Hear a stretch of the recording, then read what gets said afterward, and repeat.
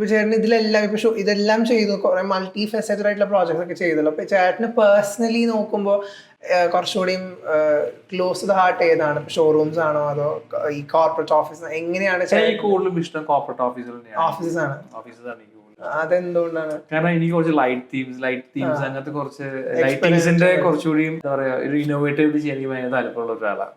ഇപ്പൊ ജോ സ്ട്രീറ്റിന്റെ തന്നെ അവരുടെ ലോബിയിലുള്ള സീലിംഗ് മൊത്തം ലൈറ്റിന്റെ മിറർ ഇമേജസ് വെച്ചിട്ടുള്ള സീലിങ്സ്. അത് ലൈറ്റിംഗ് ഇൻഫിനിറ്റി മിറർ എന്ന് പറഞ്ഞിട്ടുള്ള ഒരു മെത്തേഡിലാണ് അതിന്റെ സീലിങ്സ് മൊത്തം ചെയ്തേക്കുന്നത്.